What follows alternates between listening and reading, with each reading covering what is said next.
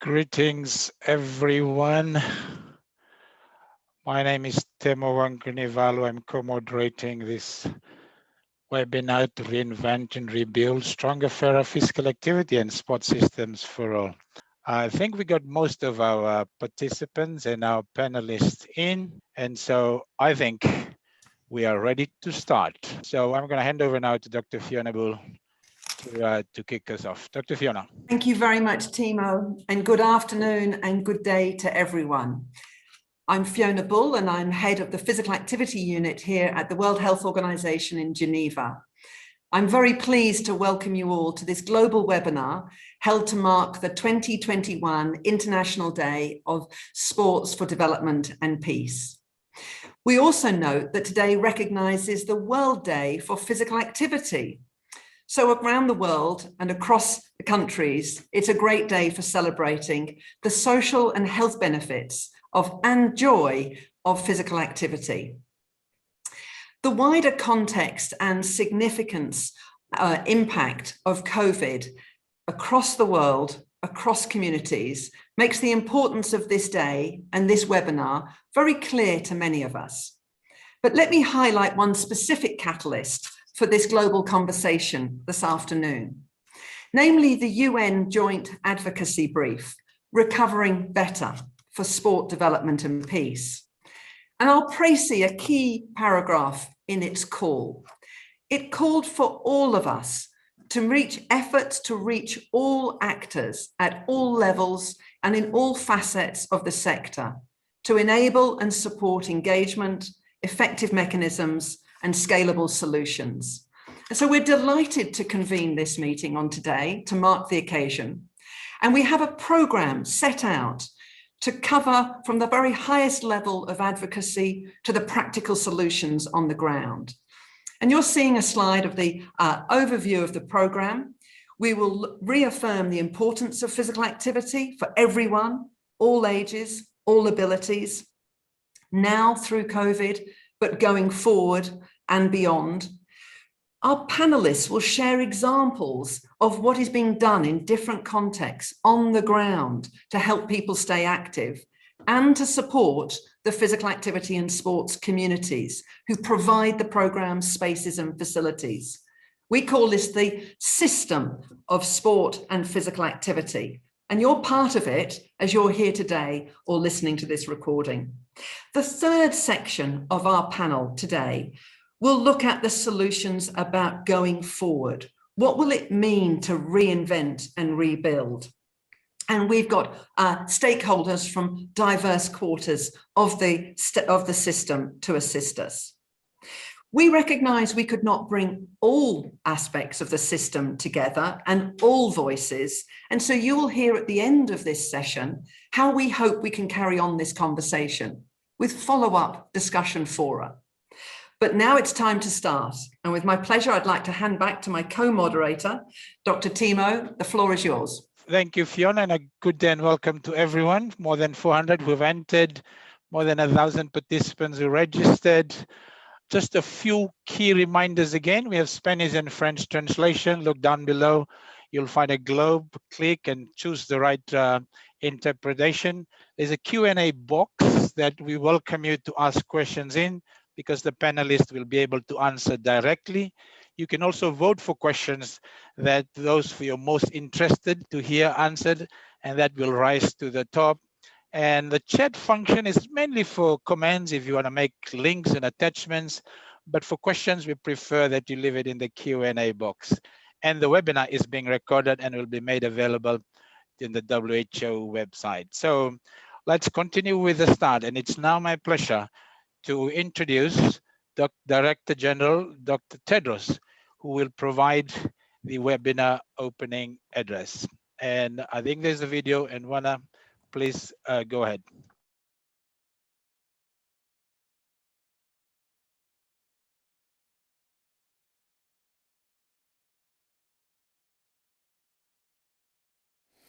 Dear colleagues and friends, the past year has changed our lives in unimaginable ways, including our ability to stay active and participate in sports. On the International Day of Sport for Development and Peace, it's important to acknowledge the impact of COVID-19 on physical activities and sport. In many countries, children's games and team sports have been cancelled. Recreation facilities and gyms have closed. Regular physical activity has a positive impact on both mental and physical health, making this a dual crisis. As we navigate the pandemic, I urge countries, cities, communities, and individuals not to ignore physical activity and sports, because every move counts when it comes to living long, healthy lives. This is also an opportunity to reinvent and rebuild, to protect programs, services, and infrastructure like cycling lanes, public open space, and sports fields, to make sure people of all ages and backgrounds have equitable, inclusive access to sports, physical activity, and fitness.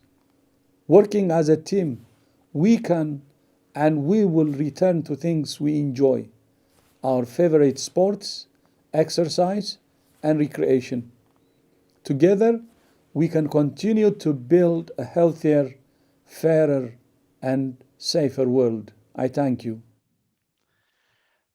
Thank you very much, Dr. Tedros. And it's always great to hear from the highest level of the organization on the importance of this day. Next, I would like now to invite, and it's a pleasure to introduce Dr. Naoko Yamamoto, who is our Assistant Director General of the Division of Healthier Population at the WHO here in Geneva. You cannot go any higher with the Director General and the Assistant Director General in this department. And so, Dr. Naoko, thank you for gracing this occasion with us. You now have the floor. Thank you, Temo. And good morning, good afternoon, good evening. Dear colleagues and friends, let me thank Dr. Tedros. It is my great pleasure to welcome you all to this global webinar to mark 2021 International Day of Sport for Development and Peace. Today provides both an opportunity for reflection on this extraordinary year and for a hopeful look forward as well. COVID-19 has reminded us of the critical importance of being regularly active for both our physical and mental health. I don't need to say that it has been challenging. Our routines, enjoyment of sport at all levels have been disrupted. The wide and diverse system that provides sporting and exercise events, services, equipment, and facilities have also been hit hard. WHO's Global Action Plan for Physical Activities and the recent global guidelines on sedentary behavior reaffirm the value of everyone staying active no matter what age or activities. We are committed to the importance of sports, physical activities, and health, but also to the profound interconnection with social welfare, equity, and even the environment. In this pandemic, every move counts. It is important that we look forward a future where we can reopen, rebuild, and redesign. We certainly must reinvent. The future sport and physical activity system must provide better and more equitable opportunities for all people, no matter their context of culture, to be active and promote their health and well-being. WHO is pleased to convene this webinar, bringing the global community together to acknowledge the harsh impact of COVID-19 and, importantly, to stimulate and open the honest discussion on how we can work together to build back a stronger, fairer, and inclusive system to ensure all people are able to enjoy active and healthier lives. I wish you a productive webinar and look forward to our ongoing collaboration and partnership promoting sport and physical activity. I thank you. Back to Temo. Thank you. Thank you very much, Dr. Yamamoto. Myself and Yamamoto, we share a bit of passion in a particular sport called rugby, so we're looking forward to that competition happening as well. You've reminded us on the importance of physical activity and sport for mental and physical health, even more during this COVID-19 epidemic and in the global health agenda. So thank you very much again, Dr. Naoko. I will now turn and would like to introduce Gabriela Ramos, the Assistant Director General for the Social and Human Sciences of UNESCO, where she oversees this very important work of UNESCO to build inclusive and peaceful societies and promoting these values through sport. Gabriela, it's a pleasure to have you with us. Thank you for taking the time, and you now have the floor. Thank you so much, Temo, and thank you to WHO for having called on UNESCO to join news. Thank you, Fiona, and thank you to Dr. Tedros and to ADG Yamamoto, Naoko.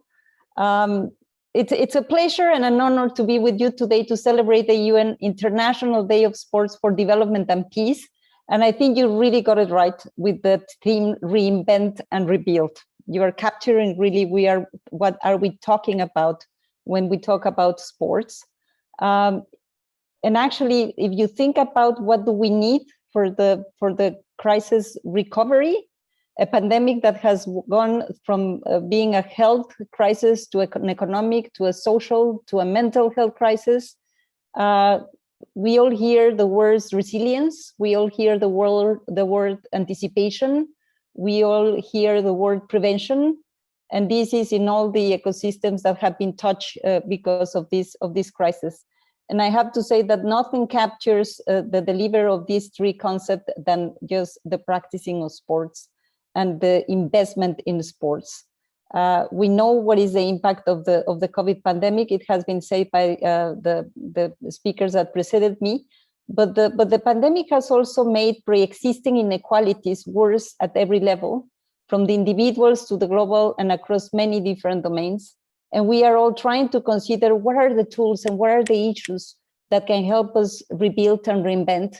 And I think that we have this low-hanging fruit, that is the investment in sports, the practicing of sports, recognizing also that the sports sector had been hardly hit and required a lot of support in all its dimensions, but that is also the tool that might help us to be much better prepared when some other crisis hits, because we know that a pandemic occurs all the time.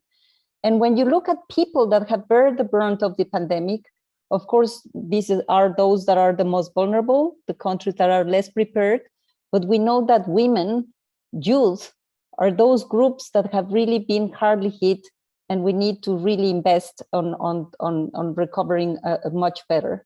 And so sport is a low-cost, high-impact tool that can provide us with the keys for better physical and mental health, for more resilience and equal societies, and empowered young people. So the call here is to invest more in sports, but also to make better investments in sports, because it contributes to the economy, it contributes to the societies, it contributes for everything.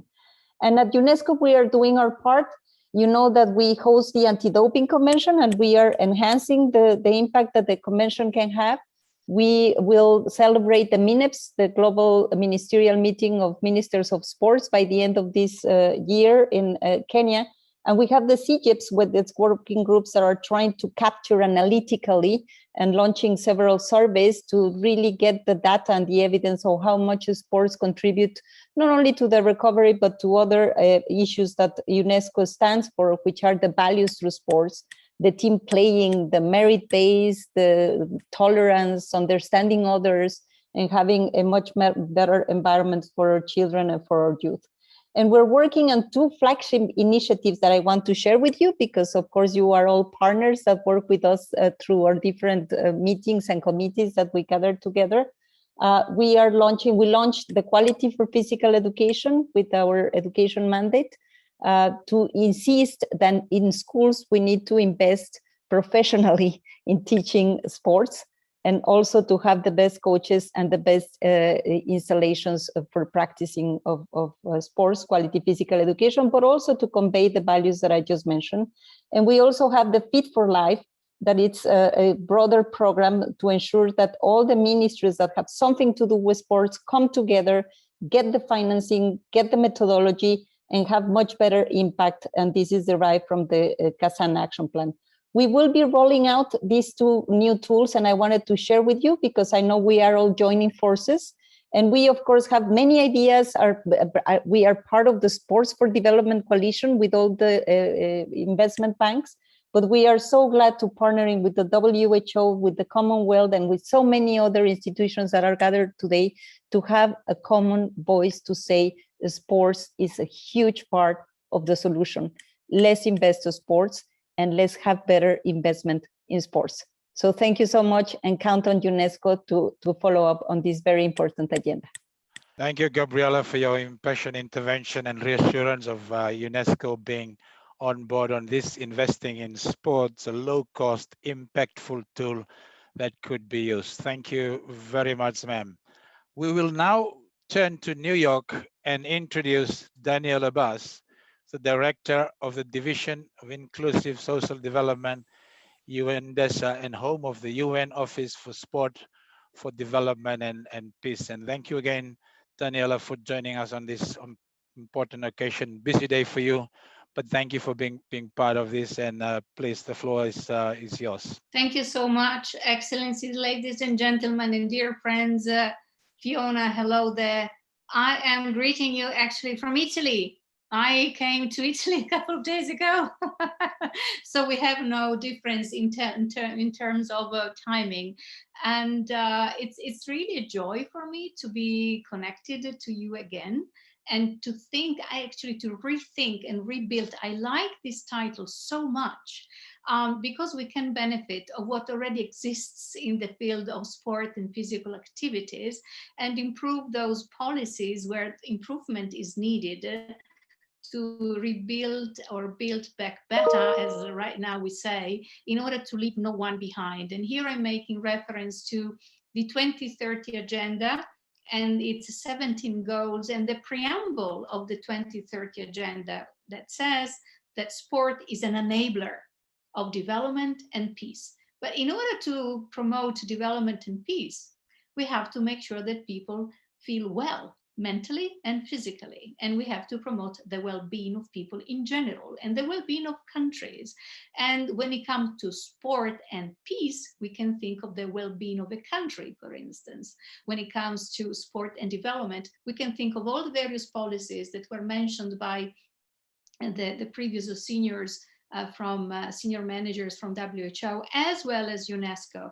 So what I would like to say is that we share our global thought leadership, having the substantive mandate globally on sport for development and peace, and provide the space, as UNESCO suggested now, and WHO is doing now, providing the space to strengthen collaboration and demonstrate solidarity and cohesion across the UN and the various international partners on the mandate on sport for development and peace, of course, to raise visibility. That's what we're doing now, and reaffirm the importance of physical activity and sport for all people, as Fiona said, of all ages, ethnicity, and time ago I said all abilities. I wanted to leave these at home and bring the abilities on board, and I'm so grateful that WHO is using this expression. You see, since 2014, the UN has observed this day, the 6th of April, as the International Day of Sport for Development and Peace. I believe that this year, because of the pandemic, this day is really special. It really links, it's a link really between good health and well-being. And we know that it's so obvious that sport and physical activities can promote it. If not because they strengthen our immune system and we get rid of some tensions, particularly if we're living locked in the house and so on. So if we manage to rethink and rebuild based on the policies already existing or new ones,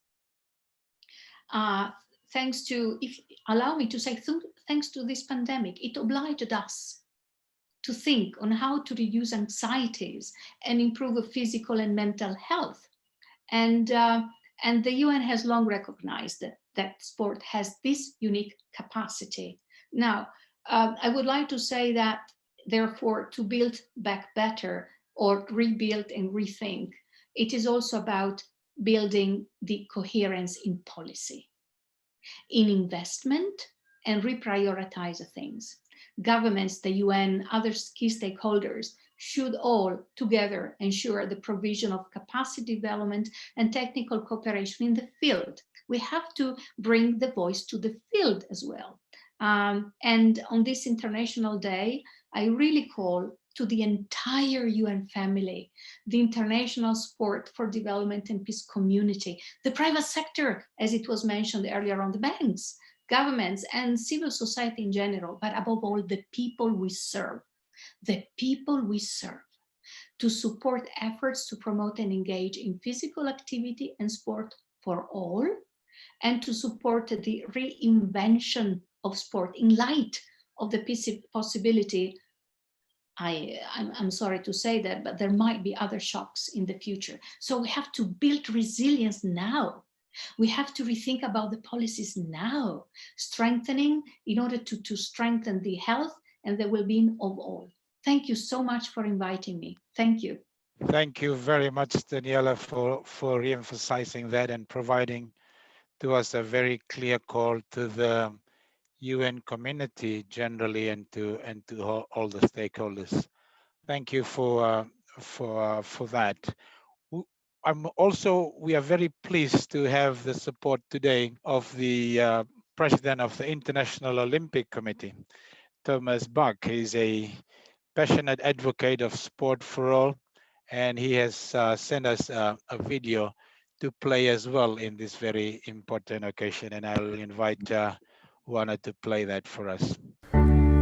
During the corona crisis, we have learned how important sport and physical activity is for a healthy body and a healthy mind. And therefore, we also know that sport and physical activity are the low-cost, high-impact tool for healthy body, healthy minds, and resilient communities. There, the Olympic movement is ready to play its part, to engage with all the governments and to engage with everybody, to activate our population to be more active, and in this way to contribute to a healthy society for everybody. So I invite you, join me in becoming active and join the Olympic movement to include the sport in your crisis recovery programs, so that together we can show what we can do in solidarity for healthier societies and happier people.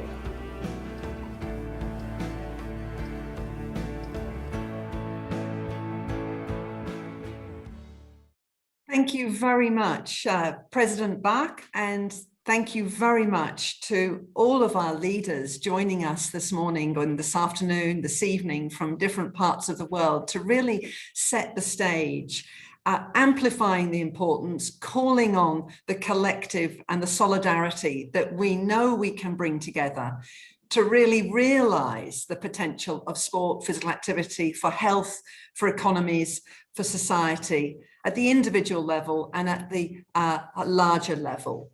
It is building on this recognition that our leaders have outlined that we'd like now to move into the second part of this webinar, where we need to shift focus. We've acknowledged the impact of COVID. There have been many reports on this, and there are a lot of data. We know that it's diverse. It's affected different communities, different individuals, different families in different ways. Some may be more active, but others and the majority are finding it much harder. This shift in the conversation is going to take us to the more practical. to the actions and solutions. And I'm delighted that the title of this presentation, this webinar, has actually resonated so much with so many, because if we're honest and we look at the data, then we know the system has got weaknesses, fragmentation and gaps. It's serving some, but not all. So if you're here today and listening to the recording, you're part of what we call a system. All of us are involved in different parts of this, and questions are already coming through about, well, aren't they different? And I invite us all to understand and embrace that physical activity, sport, physical education are all part of a very closely and tightly connected way of life and of importance. There are different pieces to it. Coaches, physical education teachers, sports, teams, players, clubs, elite level, playing in the park, cycling to work, walking to school.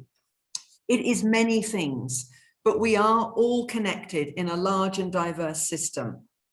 But perhaps we need to be connected more and do better. And as has been mentioned by our speakers, to seize this opportunity. In fact, Daniela said we are obliged to take this opportunity to look at how we can reinvent.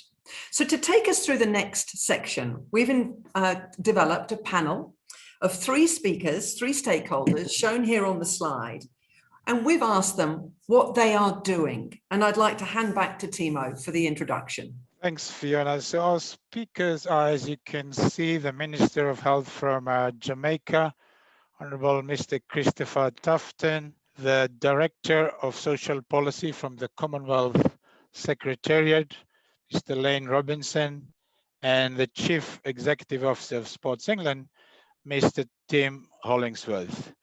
A big welcome to you all. And we're asking each of our panelists 2 questions, and I will verbalize that now and turn to them for the answers. First, how have you adjusted your work to help people stay active and support sport and physical activity during COVID-19 pandemic? And secondly, what they see as the challenges to rebuilding a stronger, fairer system, providing opportunities for all. And we have a short video of the answers to those 2 questions. And I will invite Fiona to play so that we can see.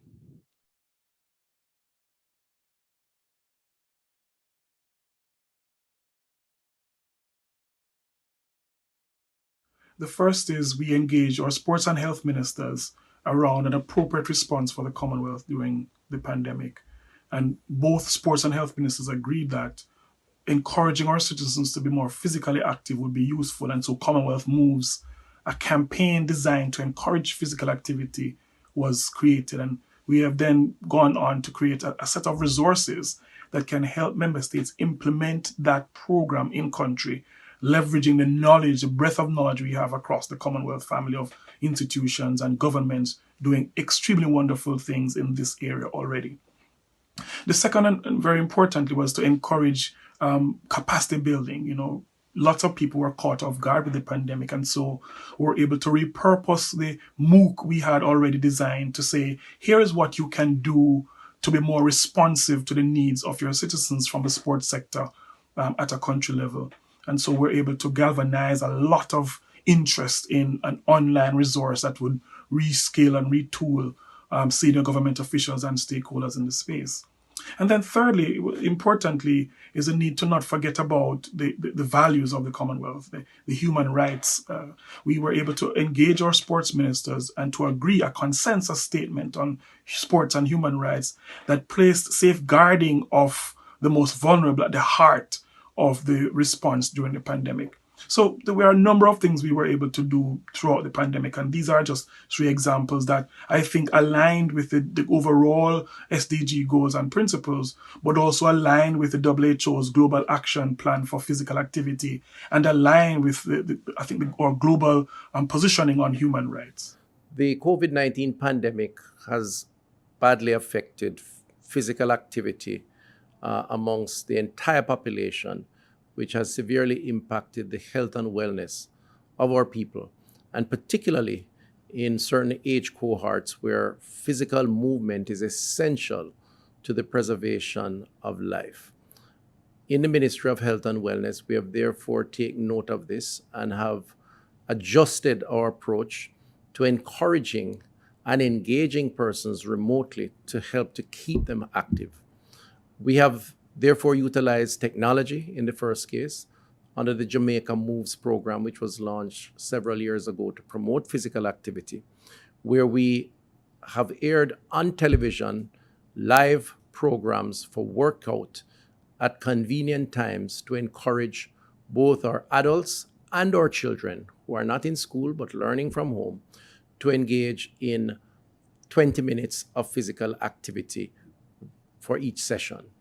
Those programs have been very popular. We've had tremendous feedback, and persons have been able, in their living rooms or their bedrooms or on their verandas, to participate by working out with trained instructors and gaining the activities that are necessary to assist them in their daily life. It has also been an important coping mechanism for persons who have been shut in and who have been experiencing anxiety and depression or other forms of mental health issues. We have also used electronic media to provide tips on physical activity. And we have, through the engagement of our community health aides who go out in the field to visit and to provide education and motivation to persons in their communities, train those community health aides to encourage movement on the spot, movement around the house, movement that is not going to expose those persons to crowds, but at the same time achieve the same objective that anyone engaged in other forms of physical activity would benefit. Like pretty much every country in the world, England's had to adjust quite considerably to the impact of the pandemic on sport and physical activity. I think very importantly from the outset, it's been recognised as a crucial part of our health and well-being. Indeed, even in the first stages of national lockdown, the government allowed for people to be active for 1 hour a day, of one of the very few reasons people could leave their homes. We've built on that enormously. A really key part of our response has been to make sure the nation understood how it could be active at any one point and the importance of that. So keeping the nation active has been a very major part of our role over the past year in promoting what's possible. Alongside that, we've been very conscious to support the sector on which we rely, the clubs, the community groups, the governing bodies of sport, the other organisations who've suffered so much because of the closures, and making sure our own resources are best placed in supporting them. We put our own about £270 million of money from Sport England into the sector over the past year to support that work. And then thirdly, and really critically, we've published our new strategy for the next decade, Uniting the Movement, because there we've set out how we can use the pandemic as a moment in time, not just to try and recover, but respond to the challenge that we've seen and reinvent what we think is the way that sport and physical activity should be provided. That opportunity to rebuild differently is critical. And I think we have that moment now in understanding that we need to work together to achieve it.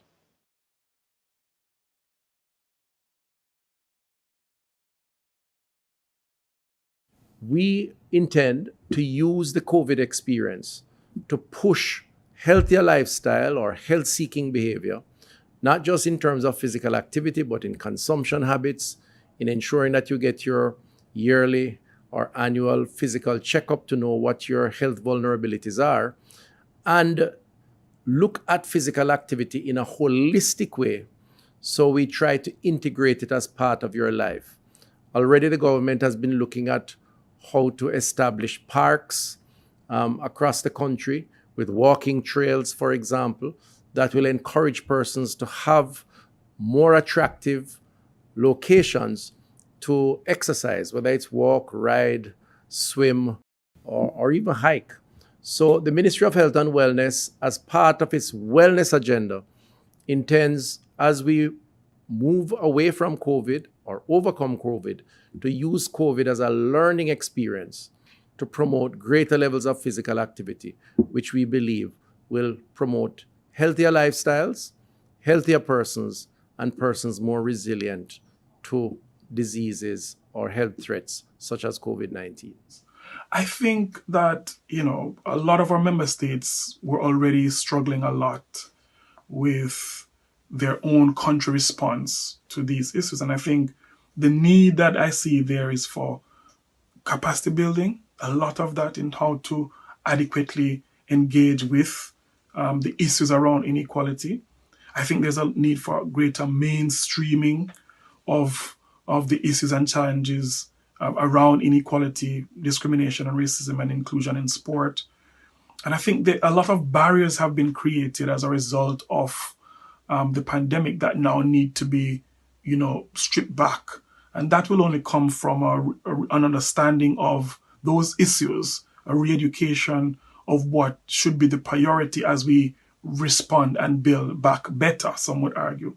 That, the core values of leaving no one behind, of gender equality, of not discriminating against persons with disabilities, go at the heart of what the sector needs to do. And perhaps, a lot more capacity building is needed to get people to understand why these values are so important in the first place, and therefore should not be left behind in any recovery or rebuilding efforts for the future. And this is why our consensus statement on sports and human rights is so important, because it places some of those issues at the heart of any thinking and planning about a COVID response and recovery.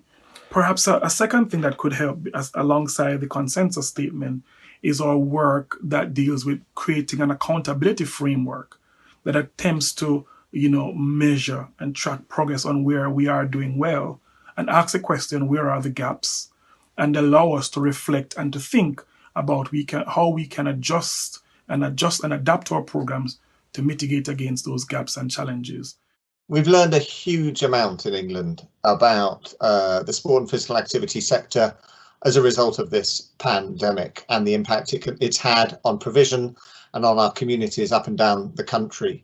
I think the biggest thing, though, is the realization, if we didn't know before, that we've been very good for many years at providing for sport and the opportunity to be active for some, but we've not been able to do that for everyone. The inequalities that have been made worse by the pandemic were already there, whether that's where you live, or it's your social economic circumstance, or perhaps even your gender or your ethnic background. All these factors come into play in a way that make for some pretty stubborn inequalities in activity levels.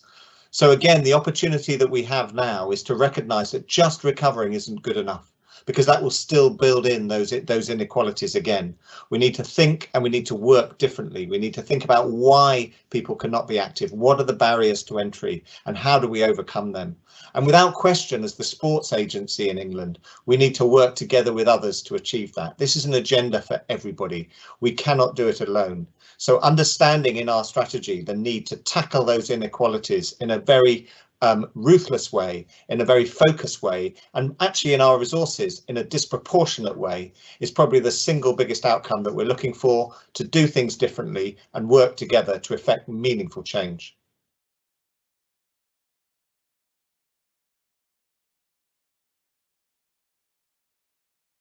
Thank you very much to our panelists for their very thought-provoking and passionate interventions to those two key questions. I would now like to invite those panelists to the table and we'll see the representatives. So a very good afternoon to you from the UK. We're joined by Mike Daper, who's joining us to represent Tim from Sport England.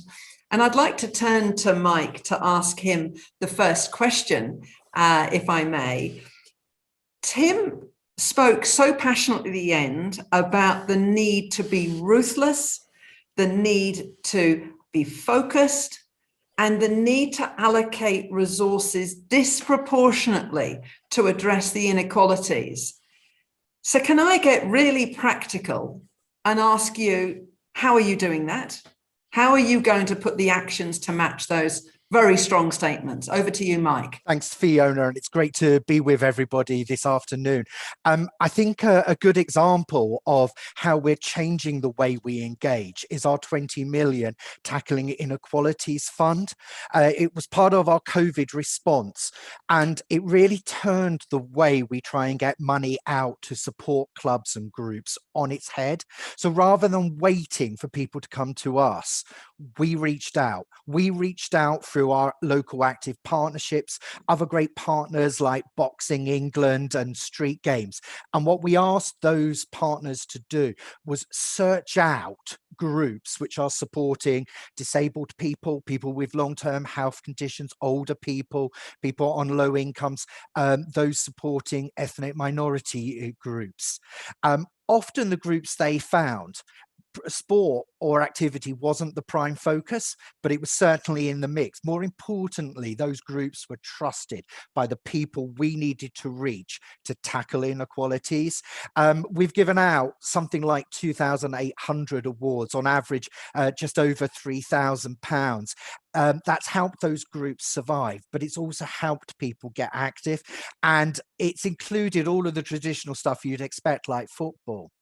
But it's also been about walking groups, about chair exercise. It's been about dance.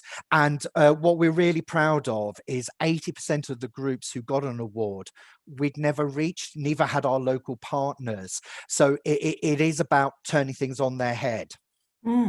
So new ways of doing things, new partners, and reaching new people. Is it going to be sustained? Is this just for now, or is this part of a larger picture and a process at Sport England going forward? I should remind the audience, I think your unit is called Tackling Inequalities in Physical Activity. But is this going to last, or is it temporary?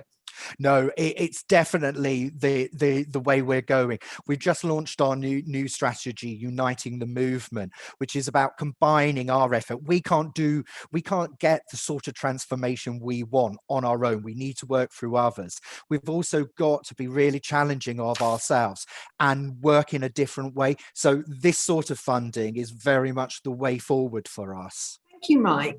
Let me turn to Lane. Thank you so much for joining us from the Commonwealth.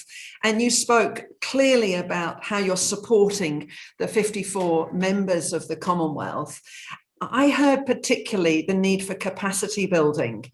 And now I'm wondering, who are you doing capacity building with? How are you doing it? And what's the agenda for you at the Commonwealth helping so many countries? Lane, could I invite you to tell us how the Commonwealth will take forward this capacity building in particular? Well, thank you very much, Fiona, and thank you very much for all the other comments that have been made. In the Commonwealth, we are working primarily targeting at the top of our agenda are those member countries, the 54 you mentioned, those sports ministries or sports departments that have come to us to say we need support in terms of how we are going to do not just policy, but programmatic interventions.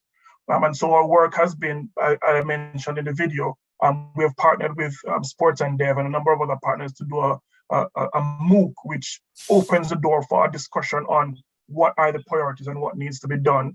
And then we follow up that action with regional and also in-country technical support with our teams, almost hand-holding the ministries through their own process of consultation, bringing stakeholders together around what needs to happen in the building back better methods. And so this has been working. Of course, the scale is so much, there's so much to do. Of course, we have roped in now, academics, other experts who could do that as well, but there's so much to do. It is unbelievable. Thank you, Lane. And it's interesting you're talking about so much to do, but also to so many different audiences. I'm seeing in the questions, people are raising some questions to us as the panel about the role of primary schools. And of course, with so many schools being shut for so long and intermittently, that is a population and age group I think many on this call and webinar will share. So I'll come back to you, Lane, about what we can do in the school settings. But I want to pick up the thread where you said we've got to train and build capacity across so many, in particular, the bridges between health and sport.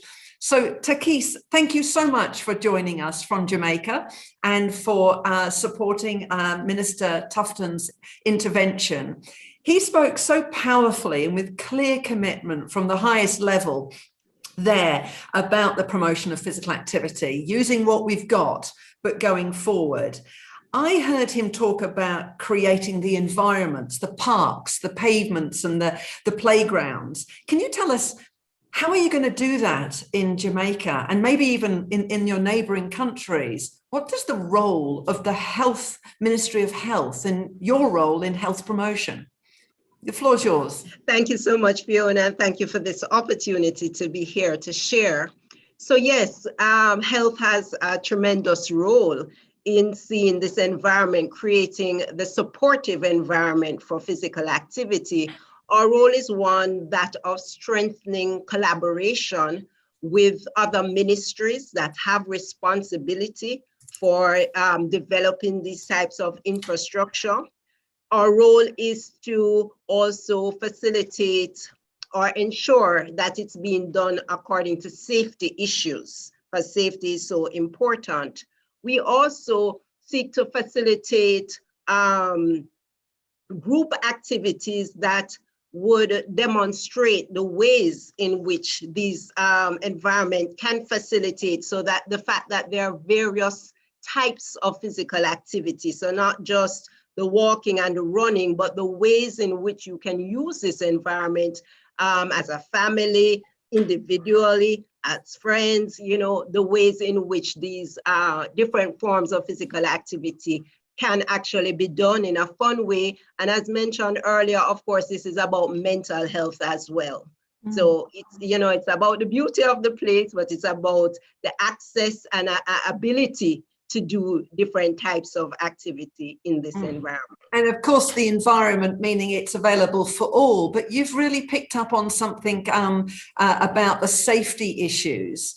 So who are you going to work with? Can you expand a bit more on this idea that it's not just the parks and the pavements being there, but the safety agenda? And what is the role of health and who would we got to work with? Takis. All right, so any ministry that is I think of them, the ones that land in terms of, you know, the actual rollout of, for instance, a walkway and the type of surface that is on the walkway, just ensuring we work along with, of course, sports ministry that would have some of those things in place and already have it. So it's just collaborating to ensure that when we're sending out persons and saying that, you know, you can walk, you can run, you do these types of activities, there is a sense that they can do it, knowing that safety measures have been incorporated, have been considered, because safety is also, and safety also in terms of the setup of the environment, that people feel when they are in there, outside of the actual physical safety of doing the activity, even just that it is safe in terms of we're comfortable where we are, we don't feel that, you know, there will be problems. So it's something you work along to with the communities in which you are setting up this place, so that persons take on responsibility for it and it's seen as their own. Yeah, thank you, Takis. And again, you've picked up on another very important point, and that's involving the communities in this. What are the issues? And a question has come through to the panelists, and that is about how much we know about why people are or are not active, and really understanding the problem. And Lane, can I go back to you? Because I left you with that idea around the primary schools being important, but indeed this idea that there is a need for sort of knowledge and even research to be shared, so we know how best to intervene. And I wonder whether, Lane, you've been very busy at the Commonwealth, and I know my colleagues are posting some of the links to your materials in the chat box, so the audience can find their way to some of your resources. But Lane, can I go back to you, please, on that issue of knowledge, data, and research to inform practice?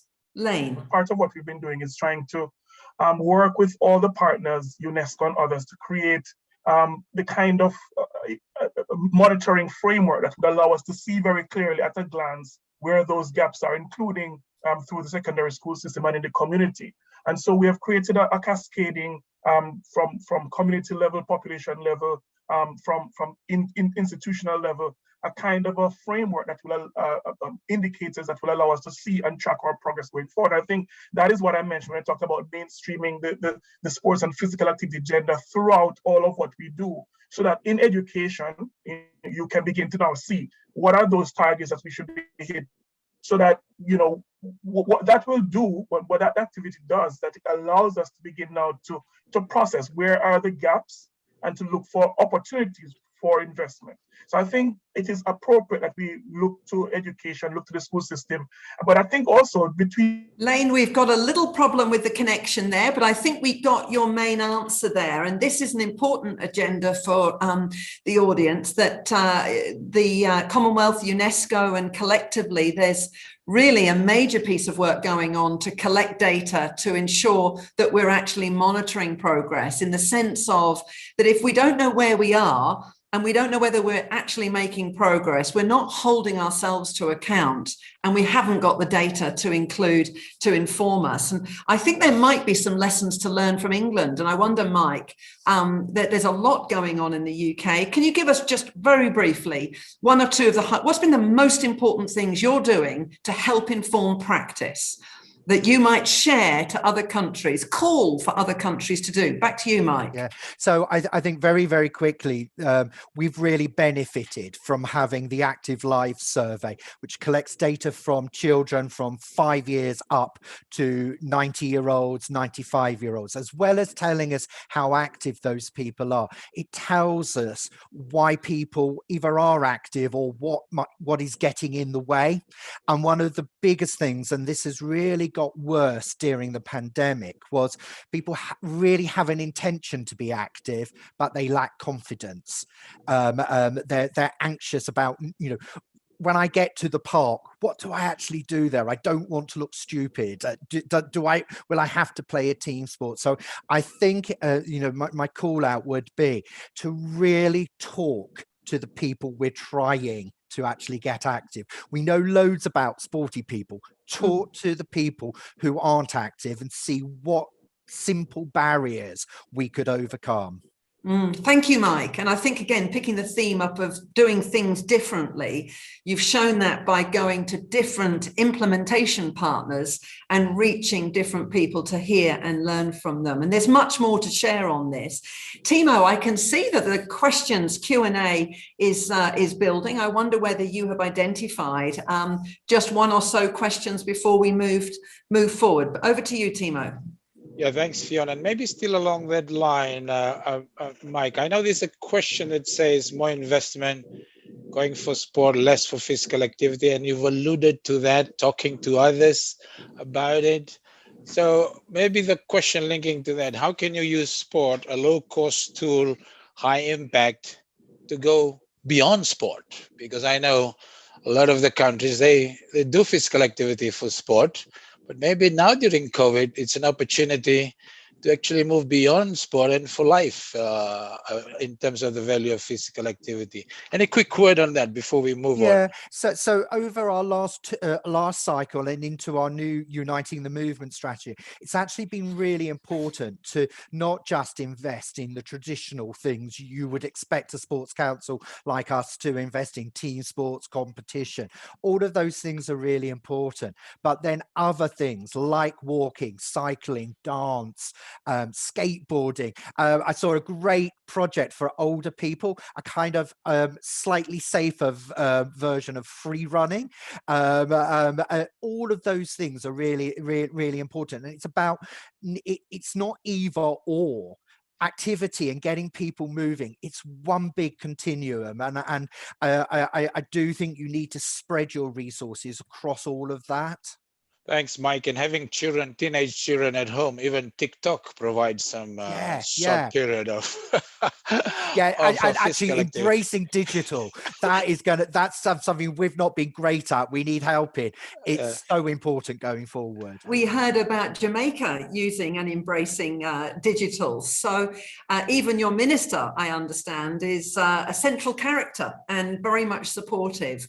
That may be surprising for some, but there's also a question about the digital divide. Takis, can you very briefly tell us, are you reaching everyone as you go digital? We can't say that we're reaching everyone. We definitely cannot say that.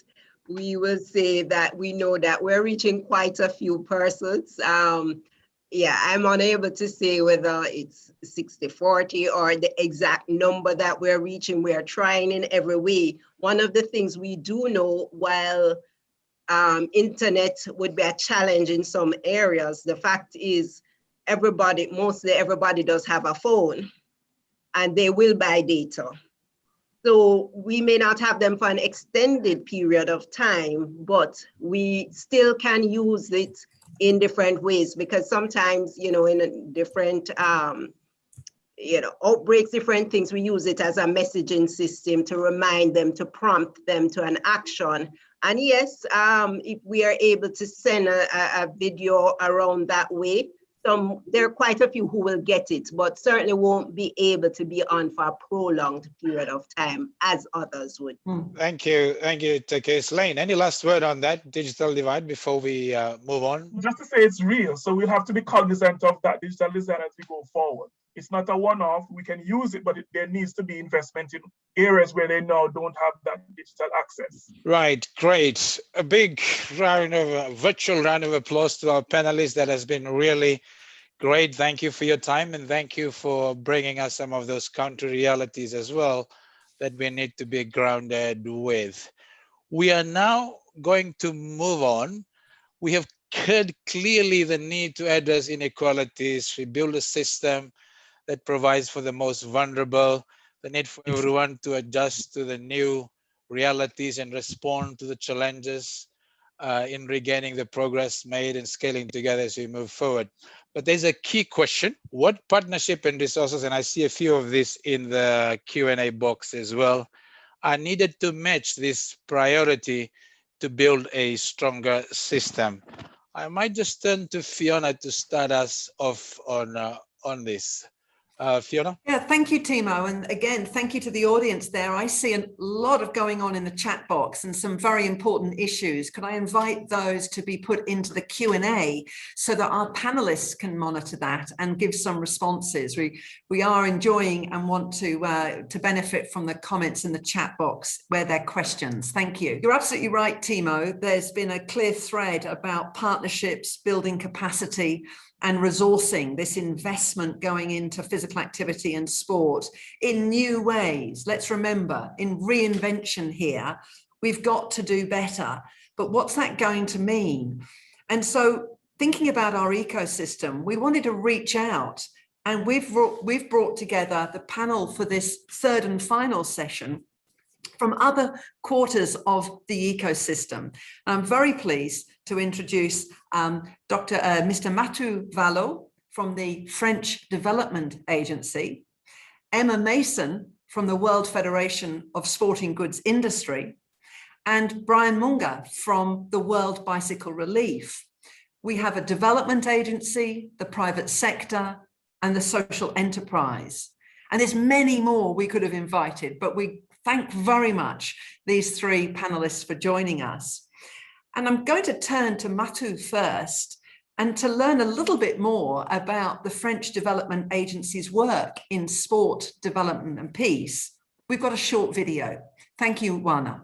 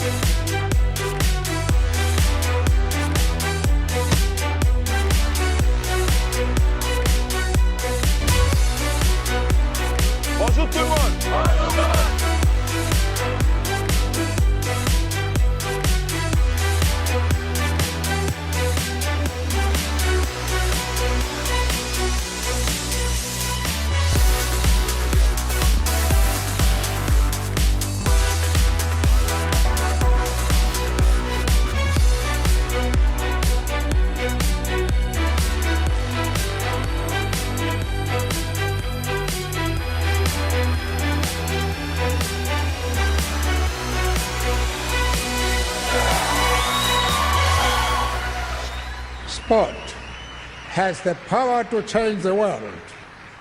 Thank you very much for sharing that introductory video with us, Mr. Matu. It's clearly shown a commitment to sport development and peace, working across a variety of diverse areas. I saw there the many physical activities, sporting activities, programs, but I also saw sports infrastructure. And you have a strategy for sport for development and peace at the French Development Agency. Many on this call and myself are going to ask you why. Can you share with us, why is the Development Agency investing in this area? Thank you, Fiona. Good morning, good afternoon, good evening to everyone. It's a real pleasure for me to present on this special day. Indeed, as you said, EFD has set out sport as a catalyst for social cohesion in its strategic orientation plan for 2018-2022. And this is in line with EFD commitment to ensure that 100% of our activities preserve or improve the social link. And as you said, we went further with the launch in February 2019 of a sport and development strategic framework. So why we have this strategy? Three main reasons, I would say. First, the international agenda, sport and SDGs. I will not preach to the converted that sport is at the crossroad of all SDGs, including economic growth, women's empowerment, and access to education. Maybe another reason, it's a promising sport event calendar. As you know, for the football fan, the 2019 FIFA Women's World Cup, which took place in France in 2019, the designation in September 2017 of the Olympic and Paralympic Games of Paris 2024. And for the rugby fans like Temo, the Rugby World Cup, which will take place in 2023 in France. And finally, last but not least, the Youth Olympic Games, which will take place for the first time in Africa. And this, Senegal has been awarded in October 2018 to Senegal for the Olympic Games, Youth Olympic Games of Dakar 2022. And finally, the political support, very strong political support.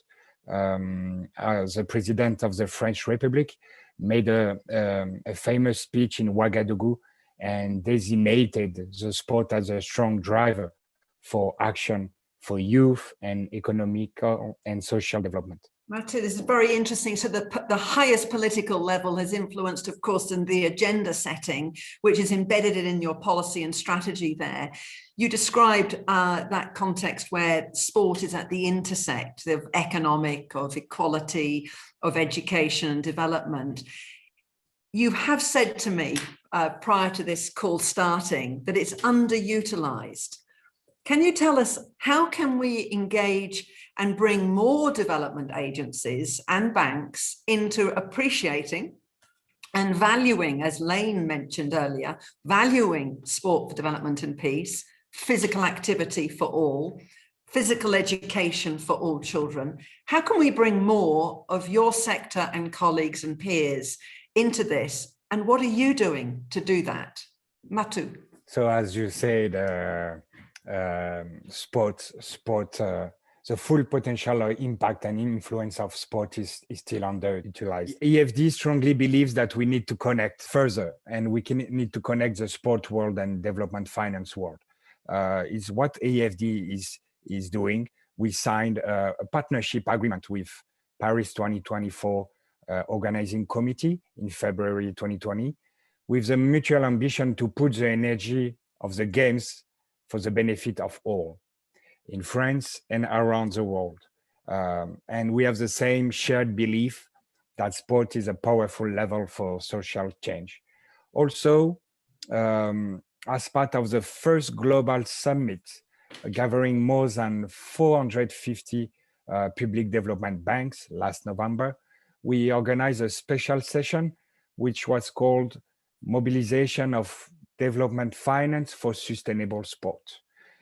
So it was including high-level representative from Paris 2024, IPC, IOC, GIZ, West African Development Bank, UNESCO, and Basket African League. And on this occasion, we launched a coalition. And the member of this coalition shown the commitment through a letter of intent, I can send the link, to launch a coalition for sustainable through sports. So first to agree on a common vision and mobilize their financial resources and expertise to build together a sustainable world through sports. And in addition, we have a powerful tool, and you see the video. This was a video of the launch of the digital platform Sport en Commun, which is aimed to promote, support, and allow the funding of projects that combine sport and development in Africa. Thank you, Mathieu. This coalition sounds like a big step forward. Already with other members, already putting a platform for work. I'm sure the audience want to hear more, and I know some links are going into the chat box. I'm going to come back to you about how your funding mechanisms and what the opportunities are, but let me hand to Temo. Thank you, Fiona and Mathieu, for that. We'll turn to another key player, sports industry, major contributor to this ecosystem, not the least providing equipment we use, that we wear, the technological advancement, providing many of the places active in terms of gym, clubs, recreation and fitness center. We are very pleased to be joined by Emma Mason, Vice President for Strategic and External Affairs of the umbrella organization for sports goods manufacturers, the World Federation of the Sporting Goods Industry. Emma, welcome. Thank you for taking the time to be with us. The industry has been hit hard by the impacts of COVID. And in terms of the sports manufacturing core business, supply chain, sales, and therefore revenues, as you outlined in your report last month, yet the industry members have also made some significant contribution, I would think, to helping WHO and communities during COVID, supporting the Healthy at Home campaign, making physical activity resources freely available. And we are putting some of these web links in the chat box for everyone. But let us shift to what has been done to looking forward. Can you tell us what is the industry's role in building back a stronger system, helping more people to be active? Yeah, thanks, Temo. Hello, everybody. Good morning, good afternoon, and good evening, wherever you are. Before I respond directly to that question, I'd like to say a big thanks to WHO and in particular to Fiona for pulling together this webinar today. It's a pleasure and a privilege to be here to speak to you about this really important topic, not just for the industry, but for global public health. I think perhaps before I launch into what the industry's role is, it's probably helpful for the audience to understand a little bit about what WFSGI is and how we work with the industry. We're the Global Sporting Goods Federation for sporting goods brands, manufacturers and retailers. We're the only global organization, and we represent them across a range of core topics that are relevant for the industry. The reason why I'm here speaking to you today is that one of those core topics is physical activity, sport, and physical education, and looking at the ways in which the industry's collective action can be utilized and better maximized through the WFSGI platform. So in terms of what we see the industry's collective role as being in this really important global topic, we think that there are some key untapped resources, knowledge and expertise, and also examples of best practice that we could scale up for better impact and for an increase in physical activity levels globally. So just from a brief high level, because I appreciate we don't have so much time today on this topic, in terms of resources, the industry over the course of the last decade has invested significant sums in evidence-based programs and resources, particularly focused on young children and youth, because we believe the early positive experience obviously leads to a greater likelihood of a citizen being active throughout life. And we believe the industry is ready to come to the table to discuss how those resources can be better used and how their impact can be scaled up from a global perspective. So that's the resources that we think we can look to explore further. There's also knowledge and expertise within the industry, particularly around product development and communications, that we think is interesting to work out mechanisms as to how we best share that with other stakeholders within the ecosystem. The sporting goods industry is well known for its product development, not just shoes, but its digital ecosystem of physical activity and sport apps and solutions that are particularly focused at target consumer groups. The same is said for marketing and communications. The industry are specialists at working out how best to communicate about their products and their services towards target communities. And we all know that in this day and age, having targeted and specific communications towards the communities that we are looking to create impact with will be really key. And then finally, we also consider that there is an opportunity to share best practice from our experiences in industry in global partnerships and implementation. And I think just to close off this answer, I would say we see that the industry has a key role and we have a vested interest in an increase in physical activity levels globally. We believe we need a coordinated multi-stakeholder approach to truly maximize the value of the resources we've just talked about. And that's why we continue to engage with WHO and with UNESCO on a global level.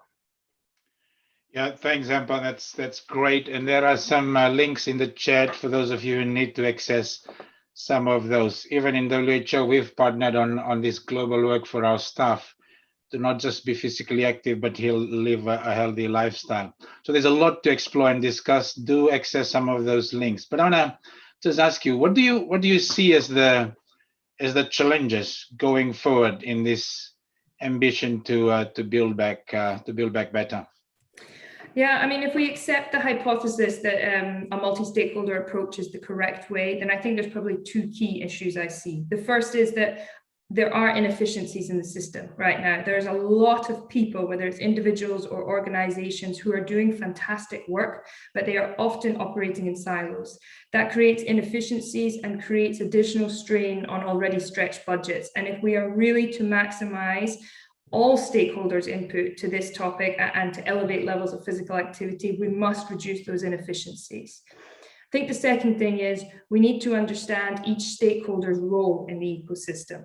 I've outlined where we feel that the industry's collective action could be, but it does mean that we still need an increased financial investment. And I know that we're running short on time, so what I would say here is that we believe that the core of an active nation going forwards will be a well-funded, government well-funded, inclusive physical activity, physical education and sport public offering that makes it easier to facilitate activity levels for all citizens within the nations. That doesn't mean that there isn't a role for our industry and the other stakeholders, but we believe that that will be the backbone of an active nation going forwards. Thank you, Emma. Challenging comments there, challenging governments, challenging all of us there, talking about inefficiencies, but also optimism in your answer. You're really calling that it can be better, and you're bringing the industry and your members to the table. And the industry is a wide collection, of course. We can't hear from everyone. There's a third sector we must hear from. And it was mentioned earlier by Matu when he spoke about implementation of programs. And Emma, you work through implementation partners. I'm very pleased to introduce the World Bicycle Relief. And let's hear a little bit more about who they are and where their contribution and those like them might fit in. We have a short video. Thank you, Wana. The tsunami wiped out communities and their infrastructures. Shelters have displaced people far away from their homes, jobs, and schools.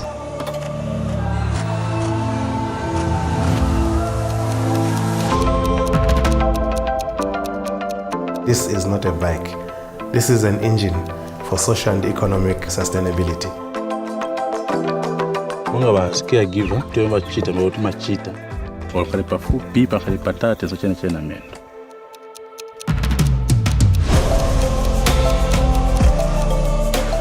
kupeza maphunziro khali akuchedwa chifukwa cha ulendo ndi chifukwa cholandira njinga yandithandiza mzambiri. Monga ngati nikapita wapasi kutele mmene ninkapangira kale ineyo ndagula njinga ya buffalo kuti ine ulendo wanga ndisamavutike. We want to actually maybe help somebody else out. It's so easy to make a difference in someone's life. So many people, you know, just gave $20 here, $5 there, that really added up. You don't have the sense that it's one person's cause. The first month of those bicycles, it was just, wow, the world is now changing. Owning a bicycle has changed my life a lot. I've come to face the world. It has helped me be confident. Ndigave gavo tumbulimbo munya mubate mbuya tega galo ndito ndi auti kubo tubo nkundia.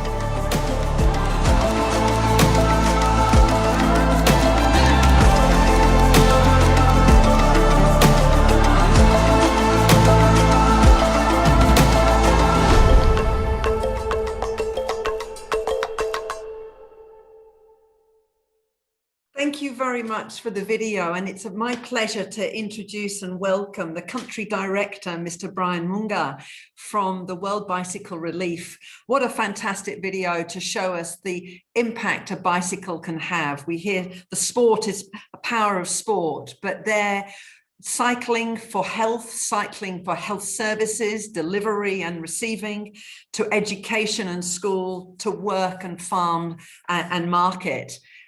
What a tool. You grew up in a rural village in Zambia and really experienced this. Tell us your story. Thank you very much. Indeed, I grew up in a small village in Southern Province.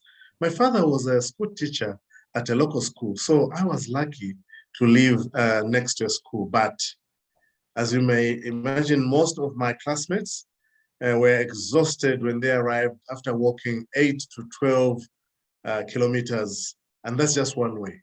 So despite remarkable progress in poverty reduction, accessibility is still a huge challenge today, not only to Zambia, but the world at large. Statistics from the World Bank estimates that globally, nearly 1 billion people need to walk long distances to meet their basic needs, such as getting water, daily food, or accessing healthcare. And when I learned about World Bicycle Relief's work, I was all in. I wanted to contribute to that vision, having grown up in a situation where I saw the deprivation and the lack of transport causing such trouble. So I wanted to contribute to that vision, because distance should not be a barrier to education, to healthcare, and even to livelihood, most importantly, not to any of the children in Zambia. So Brian, what is your model? How do you work towards your vision of this bicycle being so transformative to people's lives? If I could just ask for you to have a brief answer, you know we're time pressured, but I know you've got lots to say, but we do want to understand this model a bit more as a social enterprise. Brian, back to you. Thank you. So World Bicycle Relief and our social enterprise arm, Buffalo Bicycles, have set up a holistic approach to provide basic mobility, especially in rural areas. So to create a long-lasting impact, it needs to be more than just providing two wheels. You know, you need a healthy ecosystem. This is why today in Zambia we have more than 20 shops, Buffalo Bicycle shops, and we have trained hundreds of mechanics as well as our own assemblers who are at our factory in Lusaka. So this ensures that spare parts are available. We maintain good availability, and we also create jobs. Now, prior to implementation, we conducted a mobility needs assessment. And as you may know, we did this in our local communities. Monitoring and evaluation also allows us to learn and continuously improve. You know that solid data is not is quite scarce. So we are committed to change that and collect more data and make it more accessible. Mm-hmm. Brian, I'm going to squeeze a third question in, because this is so practical and so life-changing. I think I'm seeing the chat box. People have really enjoyed seeing this. What is your main challenge in going forward? I know you work beyond World Bicycle Relief, like many of the organizations work across the globe. What's the main challenge? Thank you, Fiona. So I look at the map behind me here, and in all the 10 provinces of Zambia, we have distributed 70,000 bicycles to students alone. Now, that's a big number. That's for Zambia alone. But there are about 3.6 million children that are still walking for kilometers every day. So the same goes for healthcare volunteers. And it is clear that we need to scale, and we are prepared to do so. So we need to build a robust system that helps us in the towns and the communities where we work in a local solution. We have to learn, we have learned that we need to build and strengthen each link in the chain, Fiona, like supporting by setting up bicycle shops, bicycle maintenance services, delivering training, and these actually do create jobs. And to ensure that bikes are empowering communities through and through, and then people get better educated and more resilient to the shocks of things like climate change and other pandemics like HIV and AIDS, and even the latest one, which is the coronavirus. Thank you, Brian. Matu, can I bring you back in? Because you mentioned the intersection of health, education, social values and cohesion. Here's an example. Can I invite your reaction to the interventions and initiatives like World Bicycle Relief, and just building on your coalition you introduced very briefly? Is it possible that this is the sort of thing you're looking for, and where some of the chains between, everyone's talking about partnerships and strengthening the chain that Emma introduced? Can you comment on whether this is a possibility going forward, and how can we make that happen? Matu. Thank you, Fiona. It's exactly this, and congratulations for this great initiative. Really, the purpose of the coalition is to connect and really to connect the sport world and banks, public development banks, to have more impact. What we would like to try to do is to investing together on sustainable sport infra and development project, and on the long term, mid-term, long term, to identify a pipeline of sustainable sport infra project and also development project. We are going to carry out some market studies, prospective researches to define criteria and a potential labeling. This labeling criteria could be green investment, sustainability, accessibility, and we really believe on the power of sport for all, for economic growth and social impact. So again, your example and answer there has really emphasized there is a system here. There are chains, and there are people doing good work. And Emma, you mentioned really good work, but we've got to remove the inefficiencies, increase the investment, and make this work better. Yeah, I must just say this has been great, and thank you to the panelists. And I might just give over to Fiona for some information. Fiona. Let's not forget, we posed one question. It's our final question, and it's a quick round the table that we can now see on our screens. Panelists, if we're going to take it seriously and reinvent a stronger, equitable, inclusive system, what is the one key action we all need to focus on? And I'd like to go to Lane, and it was one-word answers. Lane, please. Implementation. Implementation. Mike. Tackle inequalities. Addressing inequalities. Takis. Collaboration.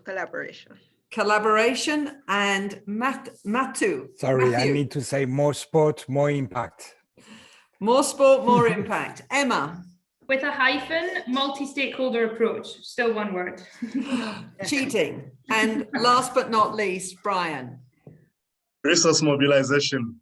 I think you've summed it up. My panelists, thank you very much indeed. If I could turn to the last slide, it is my job now to merely thank the panelists for their excellent contribution under extraordinary time pressure, and to tell everyone that this was really just the start of what is needed, a holistic conversation involving all parts of the ecosystem. We're only going to get there to a stronger, more equitable, fairer system, if we tackle what our panelists just identified as 6 key issues and probably more. We didn't want the conversation to stop today. And this slide is introducing WHO's commitment to work with a range of partners listed and more to run another series of webinars, meetings where you can come, meetings where you will have more of the floor. We acknowledge this has been a lot of information from the floor to you out there. We know there are topics, digital, the possibilities, but looking at the divide, partnerships are needed. The voice of the youth, the voice of the community. We would like to and propose to hold 4, 5, 6 seminars over a limited window of time, the next 5 or 6 weeks. And we invite you to register using the QR code and to stay in touch with us and join us. Join one or join more, because this is a conversation we want to keep going. And I know among the UN family and among many around the world, you want to carry on this conversation. WHO will be producing a policy report which will summarize and collate the information we've heard, the recommendations, the calls and the issues that must be addressed. And we will publish this in the summer of 2021. This is just the start. And so it's my great pleasure to allow you to take that note of the opportunity to stay involved, to thank all the speakers of today, to thank the interpreters for their excellent work, to thank my team for helping, and particularly Wana Williamson, who's been in the command and control center of the Zoom meeting, and to thank all of you joining. Over 500 or so were there for much of this meeting. We hear this has got great interest, and we see that interest from you. Thank you very much, and let's stay active, enjoy today, and really recognize the power of sport and physical activity for health and society. Good day. Bye-bye.